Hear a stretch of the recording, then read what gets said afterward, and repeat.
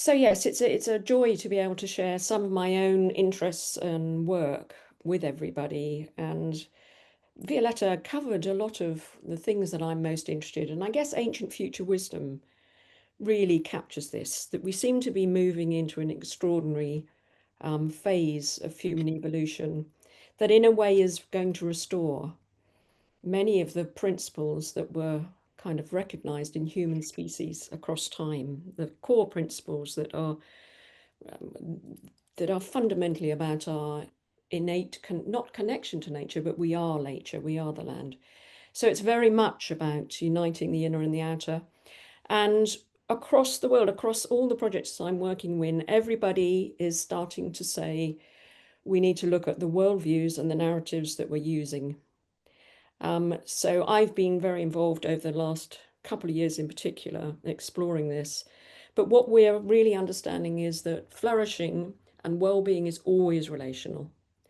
And it's a systemic and it's a generative process. And it means that we can never look at the inner without really appreciating that it's absolutely united to the outer, so that it's one systemic process that we're interested in.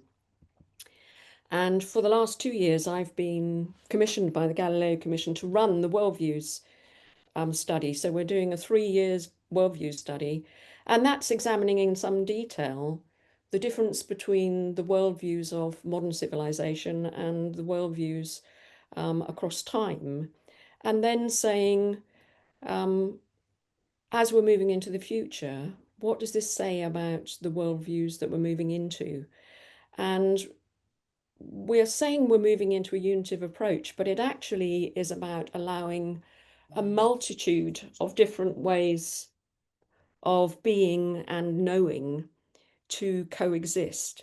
So we're not coming up with one integrative worldview, we're actually saying there are multiple ways of knowing. So next year we have a 3 year, we have a book commissioned, a 30 chapter book, and we already have a number of the authors signed up, but we're hoping to capture all the different aspects of how this can be approached and to understand just how much the language that we use impacts the way, the lenses with which we understand the world. So I put this in, I've literally just come back from the Conscious Food Systems Alliance, and here is an example of a very active global organization that is fundamentally doing the practical on the ground, uniting the inner and the outer. So it's looking at food systems across the world and particularly looking at the well-being of farmers and leaders to say that in order to walk the world in a really powerful way, we need to look at the inner aspects of our own lives. And so I've literally just come back from this very powerful coming together of people working at high level on exactly that. And one of the things we were looking at is the summit next year will be held in Bhutan. And here we have the first mindfulness city. And of course, that opens up all sorts of possibilities to say, to look at how we understand cities and how we understand the kind of integrated way that we might forge new approaches. And I'm hoping that the work we're doing together, we might be able to bring to Bhutan to a degree next year. And another example of the way the narrative is changing is the Pocket Project's about to have the Climate Consciousness Summit, which is basically saying that the healing of our nervous system and the planet is combined. So what we're starting to see is this conversation is happening across sectors. So as the previous two speakers said, the introducers, what if well-being isn't something we have, but something we participate in? And I think the really big thing that's happening at the moment is we're shifting to a conversation that says that every single person matters and that every person is a participant in co-creating the future. And a lot of our work together is saying, how do we help people? How do we give people help, but actually give them hope, but actually say you matter and we're finding ways that you can be involved in this conversation in your own local communities.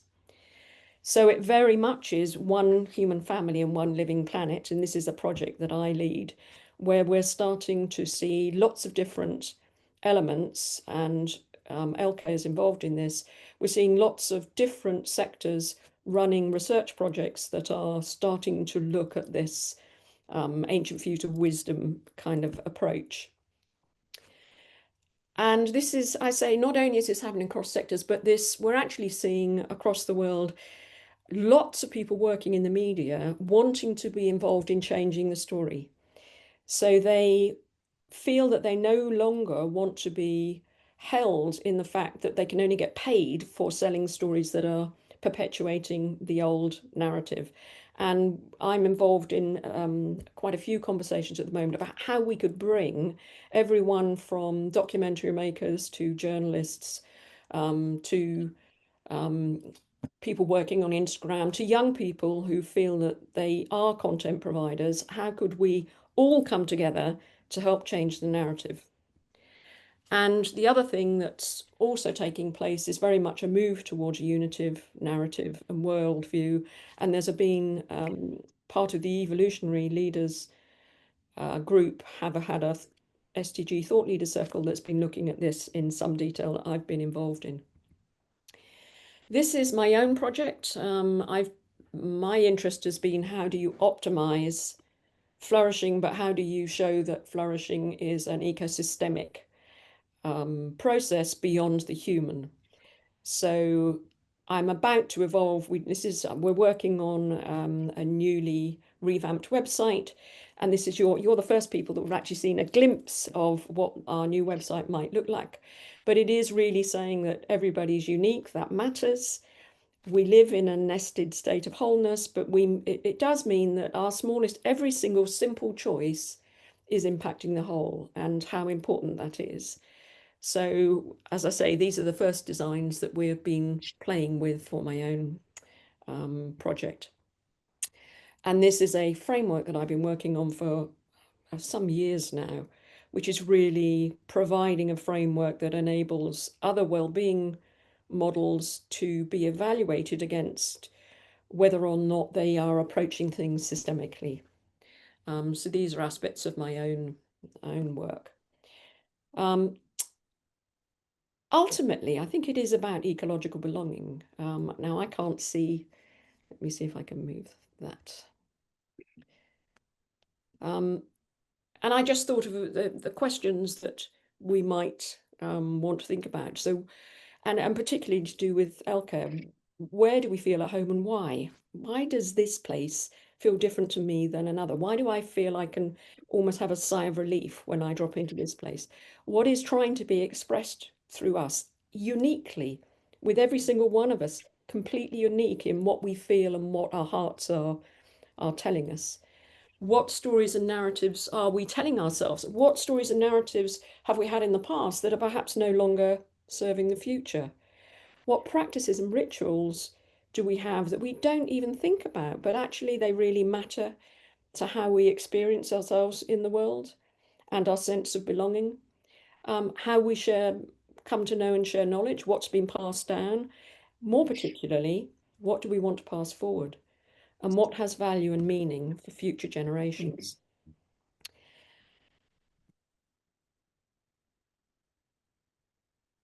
So yes, sorry, I missed my figure here. So basically, we're saying that nature exists everywhere. We are nature. Nature exists within us and beyond us. So what I love about what we're doing with our care is it positions cities as living ecosystems. And increasingly, we need to encourage people to understand their cities, that they sit within bioregions. And many of the stories and the conversations that people have been talking about is their recognition that their cities are sitting within beautiful areas of nature and how much that impacts them. And obviously, we're looking at how we can restore and maintain this. So I don't have too much time, so I will whip through the regenerative initiatives. These are example of initiatives that are being birthed in the UK that are actually looking at these aspects. So the Wellbeing Economy Alliance is a wonderful, powerful initiative. I've been involved on the Wisdom Council for the last 3 years. For anyone who doesn't know it, the wellbeingeconomy.org is doing beautiful work on really challenging the way we look at economies.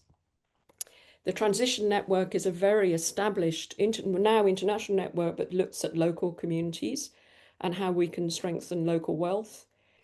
This is a city that was called Participatory Cities, the project that looked at one particular city and how it could engage all the citizens of a city, and it ran multiple projects doing beautiful work.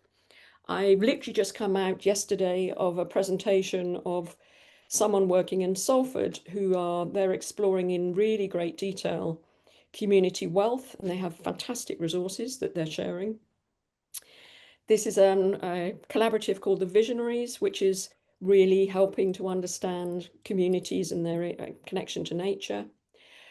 So what the one thing we're seeing that is significantly different now to perhaps a couple of years ago was this deep desire for collaboration and the deep generosity that people increasingly want to gift what they're seeing and knowing with others. And I think across the kind of new paradigm is this desire to honor that we all have something to say, to honor that we're not alone and that we can be in service to something greater than ourselves. So, and I really like the idea of such a simple thing, Buckminster Fuller's idea that if we all were just net positive to life, it wouldn't matter whether we were a billionaire or a gardener, but what you need to do is ensure that your impact as an individual has been net positive to the world and to life.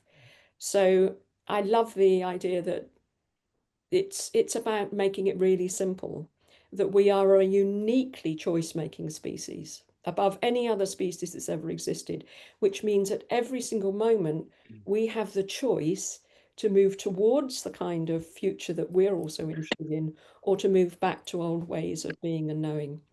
So that idea that I'm called at any moment to be the best version of myself, and to respect that other people have lenses that they're seeing the world in a different way, to have the humility to step back from judgment and to say, I really need to be thoughtful about where this person is coming from, because we have profoundly different lenses.